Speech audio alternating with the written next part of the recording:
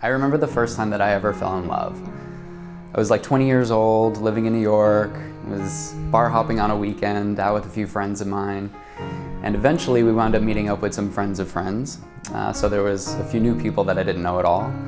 And I was going around and introducing myself, and I came across this one guy and just thought like, whoa, I just felt something.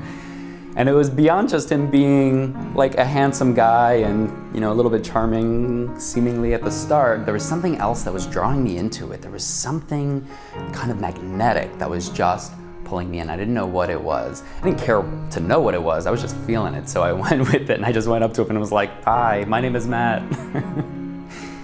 And he introduced himself back, and we just got to talking, and everybody else melted away. We spent the whole rest of the night arm in arm, and it was pretty magical. It was actually quite magical. And it's what inevitably launched a year-long relationship between the two of us. And eventually the honeymoon phase ended, and we had kinds of issues and conflicts that we didn't know how to deal with, and so the relationship did end. But at the time, it was really confusing for me because I thought we're meant to be together. Like, it was so magical. It started on such a high note. Why wasn't that enough?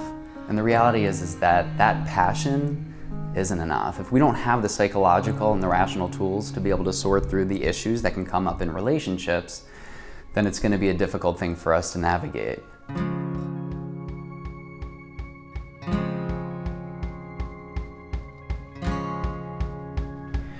It's easy for us to think that kind of first immediate contact with somebody that feels so magnetic is magical. Because when we don't understand exactly what it is, we give it cutesy names like the Zaza Zoo or that je ne sais quoi or the it factor.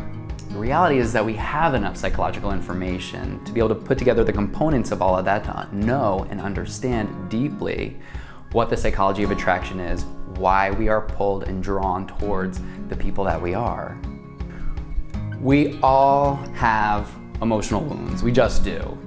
For some of us it's very understandable and justifiable because maybe we've had some severe trauma or abuse earlier in our lives. For others of us it might be hard to buy into that or wrap our minds around it because maybe we had a very happy childhood.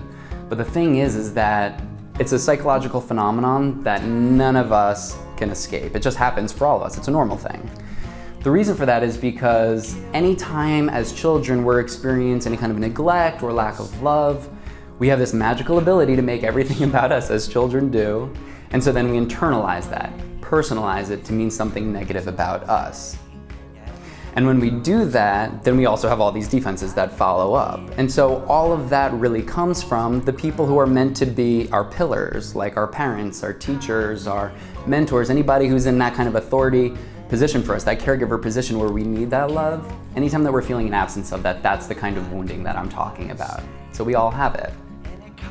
When we get older and we start navigating the social scene and making new friends and then also going out there and dating, we're gonna have moments where we can feel that spark, that pow with somebody.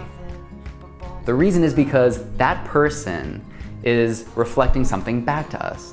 They represent a composite of a number of caregivers in our lives.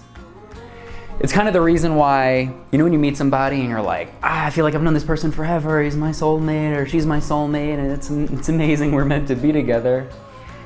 It's not really a soulmate situation. It's because in an instant, our subconscious is clocking a variety of things about them, like their hand movements, their eye contact, the way they breathe, how frequently they blink, their body posture. So many things all at once that says to us, we know this person, we know this person.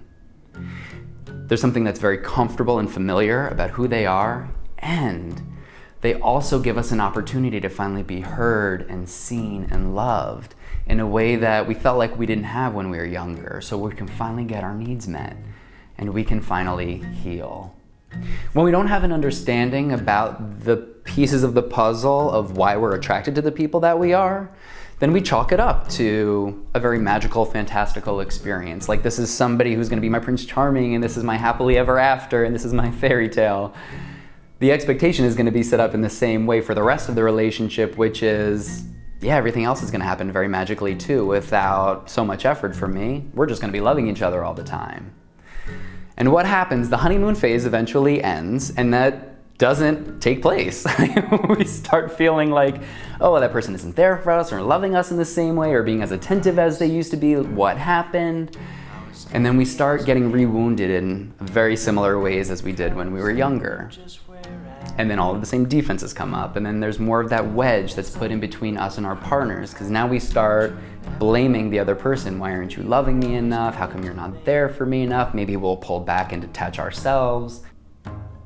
As gay men, because we have that more severe wounding that can happen for us, we're then going to be that much more tender. We're going to have a hypersensitivity to all kinds of things and interactions with our partners, and it can just feel like so much more of a risk for us to love.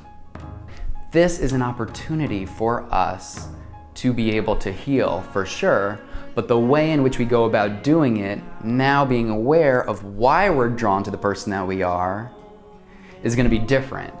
This is an opportunity for this person, my partner, and a relationship to create the space for me to sort through my own stuff, for me to be aware that this is just triggering past stuff for me.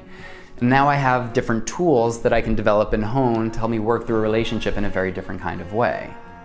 But again, this is the starting point for us, so that we have the ability to reframe things in such a way that can have us find more fulfilling relationships and still have it be really magical, but also have it be a bit more realistic.